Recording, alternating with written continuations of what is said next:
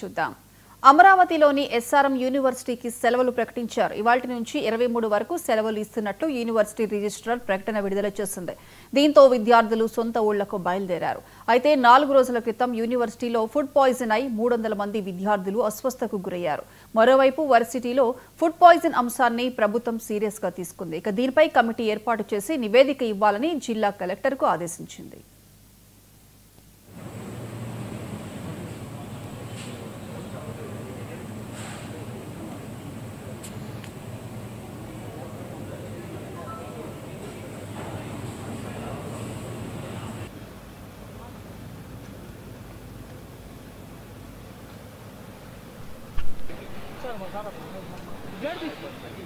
కొంచెం ఖరాబ్ కాదు.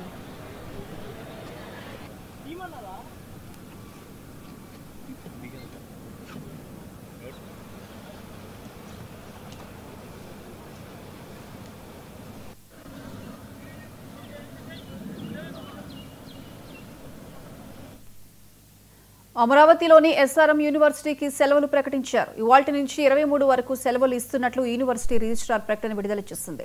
దీంతో విద్యార్థులు సొంత ఊళ్లకు బయలుదేరారు. అయితే 4 రోజుల క్రితం యూనివర్సిటీలో ఫుడ్ పాయిజన్ అయి 300 మంది విద్యార్థులు అస్వస్థతకు గురయ్యారు. మరోవైపు వర్సిటీలో ఫుడ్ పాయిజన్ అంశాన్ని ప్రభుత్వం సీరియస్ గా తీసుకుంది.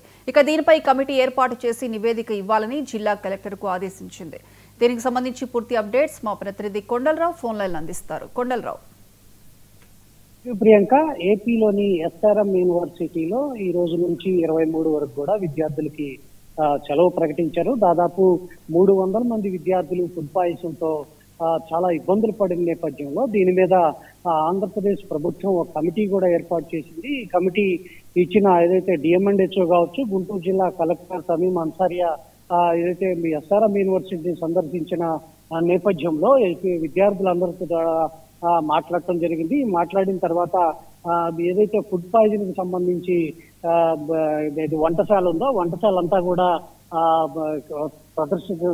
వాళ్ళందరి చేత కూడా తనిఖీలు చేయించడం జరిగింది. ఈ తనిఖీల నేపథ్యంలో డిఎంఎండ్హెచ్ఓతో పాటు ఫుడ్ అండ్ సేఫ్టీ అధికారులు కూడా అక్కడికి వచ్చి దాన్ని పరిశీలించారు. ఖచ్చితంగా ఏదైతే అక్కడ ఉన్న పరిస్థితిని బట్టి విద్యార్థులకి ఒక వారం రోజులు సెలవు ఇవ్వాలి, 2 వారాలు సెలవు ఇవ్వాలంటూ కూడా అక్కడ కమిటీ నిర్ణయించిన నేపథ్యంలో ఈ రోజు నుంచి ఈ నెల 23 వరకు కూడా ఎస్ఆర్ఎం యూనివర్సిటీకి విద్యార్థులకు సెలవు ప్రకటించారు.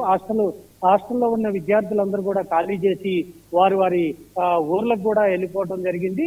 అయితే ఈ మొత్తం మీద కూడా ఒక నివేదిక ఇవ్వాలంటూ కూడా ఆంధ్రప్రదేశ్ ప్రభుత్వం చెప్పినప్పటికీ ఈ రోజు నుంచి అక్కడ ఎందుకు ఫుడ్ పాయిజన్ అయిందనే దాని మీద కూడా ఒక కమిటీ వేశారు. ఆ కమిటీ ఈ రోజు నుంచి ఎస్ఆర్ఎం యూనివర్సిటీ యాజమాన్యంతో పాటు ఫుడ్ తయారు ఎవరైతే వంటశాల వాళ్ళు ఉన్నారో వాళ్ళందరితో కూడా మాట్లాడి ఒక నిర్ణయం తీసుకొని ఉంది. ఎందుకు ఈ ఫుడ్ పాయిజన్ అవ్వటం జరిగిందనే దాని మీద కూడా స్పెషల్ డ్రైవ్ కూడా చేసే ప్రయత్నం ఉంది. అయితే ఈ రోజు నుంచి విద్యార్థులకు సెలవులు ఇవ్వడంతో అక్కడ వంటశాలకు సంబంధించి అంతటా సమగ్రంగా శానిటేషన్ కావచ్చు, లోపల ఉన్న పరిస్థితులు, మెస్, వంట చేసే గదులు, హాస్టల్ మొత్తం పరిశుభ్రం చేసేందుకు కూడా సెలవులు ఇస్తున్నట్టు కూడా యూనివర్సిటీ రిజిస్ట్రార్ ప్రకటించడం జరిగింది. మరోవైపు రాష్ట్ర ప్రభుత్వం వేసిన కమిటీ కూడా ఈ రోజు రేపు అక్కడ పరిశీలించి ఎందుకు ఫుడ్ పాయిజన్ అయిందనే దాని మీద కూడా ఒక నిర్ణయం కూడా తీసుకొని ఆంధ్రప్రదేశ్ ప్రభుత్వానికి కూడా ఒక కమిటీ ఉంది.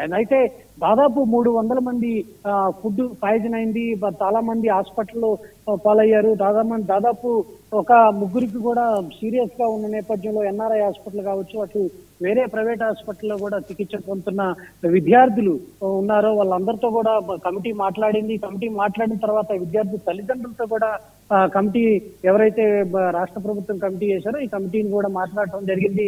అయితే ఖచ్చితంగా ఈ ఎస్ఆర్ఎం యూనివర్సిటీ మీద చర్యలు తీసుకోవాలంటూ విద్యార్థులు తల్లిదండ్రులు పట్టుబట్టిన నేపథ్యం కనపడుతుంది. మరోవైపు రాష్ట్ర ప్రభుత్వం కూడా ఈ ఏదైతే కమిటీ వేశారో ఆ కమిటీ ఇచ్చే నివేదికను బట్టి ఎస్ఆర్ఎం యూనివర్సిటీ మీద ఎలాంటి చర్యలు తీసుకుంటారో అనేది కూడా చూడాల్సి ఉంది. గతంలో కూడా ఎస్ఆర్ఎం యూనివర్సిటీలో చాలా ఇలాంటి ఫుడ్ పాయిజన్ సంబంధించి చాలా విద్యార్థులు ధర్నా చేశారు, తల్లిదండ్రులు ధర్నా చేశారు. ఎంత ఫీజులు కడుతున్నామో కనీసం విద్యార్థులకి మంచి భోజనం కూడా పెట్టలేని పరిస్థితుల్లో లక్షల ఫీజులు వసూలు చేస్తున్నారు, కానీ మంచి భోజనం కూడా పెట్టలేదంటూ గతంలో విద్యార్థి తల్లిదండ్రులు ధర్నా చేసిన నేపథ్యంలో గత 4 రోజుల నుంచి ఏదైతే ఎస్ఆర్ఎం యూనివర్సిటీలో జరుగుతున్న ఈ ఫుడ్ పాయిజన్ సంబంధించి యాజమాన్యం ఎక్కడ కూడా బయటికి రాకుండా చాలా కాన్ఫిడెంట్లీగా ఉండటం నేపథ్యంలో కొంతమంది విద్యార్థులైతే ఈ విషయాన్ని అటు ట్విట్టర్ లోను ఫేస్బుక్ లో పెట్టిన నేపథ్యంలో తల్లిదండ్రులు